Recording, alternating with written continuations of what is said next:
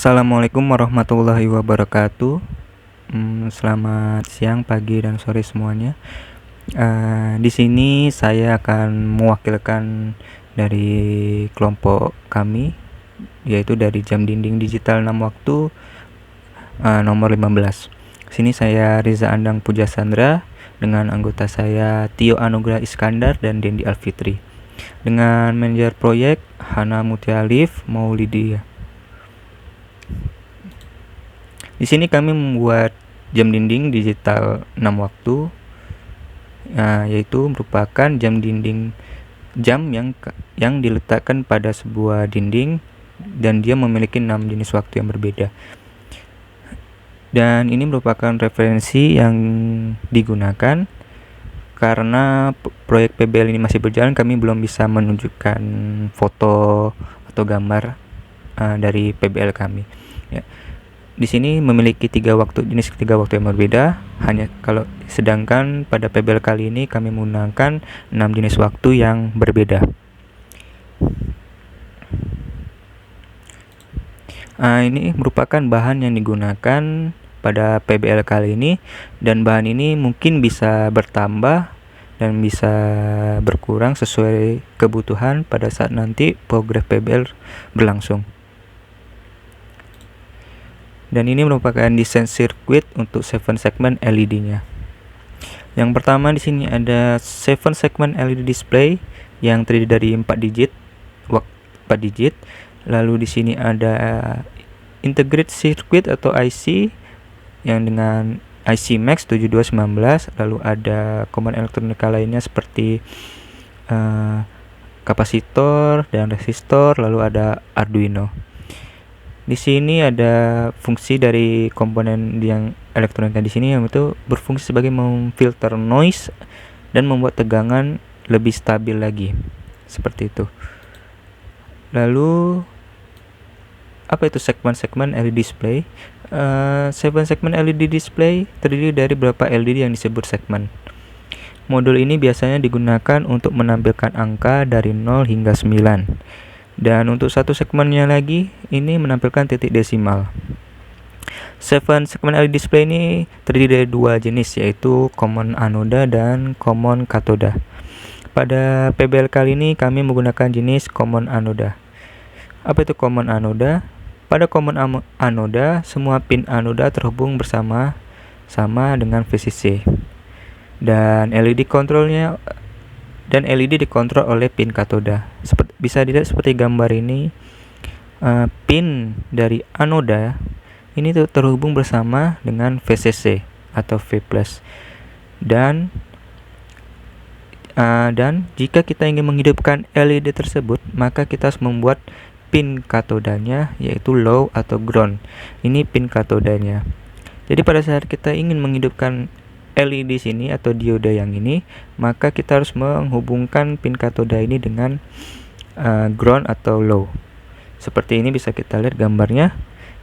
Ini VCC-nya, berarti sini pinnya anoda terhubung sama VCC, dan ini merupakan pin katoda. Pada saat pin katoda di sini terhubung dengan ground, maka LED-nya akan menyala seperti gambar ini. Yang tadi merupakan penjelasan dari satu digit LED 7 segmen yang terdiri dari satu digit. Yang ini merupakan 7 segmen yang terdiri dari 4 digit. Seperti inilah internal sirkuitnya dari LED segmen tersebut, yang mana terdiri dari 12 kaki, dan ini jenis-jenis kakinya. Ini merupakan IC-nya. Berfungsi sebagai apa? Max 7219. Komponen ini berfungsi sebagai driver untuk 7 segmen LED display, yang dimana dia berfungsi untuk menginstruksikan LED mana yang mau dihidupkan sesuai dengan instruksi sebelumnya. Ini. Di sini kami menggunakan Arduino Mega 2560. Apa fungsinya? Ini sebagai pemberi instruksi kepada IC Max 7219. Dengan memberi sebuah kode program pada Arduino, maka Arduino akan memberi instruksi kepada IC Max 7219. Lalu data tersebut diolah oleh IC Max 719 dan diberikan kepada LED 7 segmennya. Dan ini merupakan PCB layoutnya, yang mana dari skematik sebelumnya itu, desain sirkuit sebelumnya itu kita ubah ke PCB agar bisa dipasang komponen-komponen tersebut seperti ini. Lalu di sini adalah hasil dari PCB yang telah dibuat. Dan ini merupakan flowchart pembuatan PCB-nya. Mungkin yang dimulai dari ngedesain terlebih dahulu, lalu ada pemotongan PCB, ada pelubangan PCB, ada pembersihan permukaan PCB, pembersihan lubang PCB yang disebut black hole cleaner, terus pelapisan lubang PCB dengan cairan tertentu yaitu black hole SP, proses pengovenan, micro etch, AC dip, chopper plating, photo plotting. Yang ini merupakan proses untuk melapisi lubang PCB dengan tembaga. Ada dry film laminating, UV exposure, developing, etching, solder masking, thin plating, inspeksi, screen printing, dan milling dan finish. Untuk prosesnya mungkin cukup panjang sehingga hanya dijelaskan flowchartnya saja. Dan ini merupakan cover desainnya yang menggunakan SolidWorks. Mungkin ini referensinya, mungkin hasil akhirnya bisa benar-benar mungkin bisa berbeda tergantung kondisinya. Di sini kami menggunakan yang coklat ini merupakan frame kayu, lalu yang berwarna sedikit abu-abu ini merupakan akriliknya.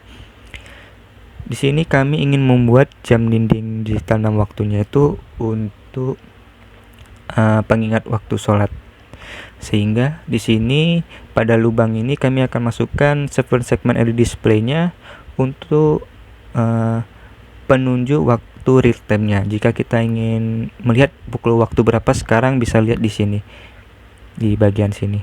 Lalu yang sisa 5-nya adalah sebagai waktu untuk mengingat waktu sholat seperti subuh, zuhur, asar, maghrib, isya. Dan jam dinding digital 6 waktu tidak terbatas hanya untuk sholat aja, bisa mungkin digunakan untuk di tempat-tempat yang membutuhkan ketepatan waktu yang tinggi, mungkin misalkan di kantor atau di rumah juga bisa kita atur, misalkan untuk olahraga jam sekian atau makan jam sekian, atau bisa kita tentukan untuk hal yang diperlukan. Jadi jam dinding digital 6 waktu ini fleksibel. Hanya saja untuk kali ini kami menggunakannya untuk pengingat waktu sholat, seperti itu. Jadi nanti ada komponen-komponen tersebut ada di dalam ini, sehingga nanti yang terlihat hanya 7 segmen LED display-nya saja. Mungkin itu saja yang bisa kami sampaikan. Untuk proyeknya kami masih berjalan, sehingga pada saat ini kami baru sampai proses pemrograman pada LED 7 segmennya dan proses periwokan PCB. Itu saja yang bisa kami sampaikan. Terima kasih. Assalamualaikum warahmatullahi wabarakatuh.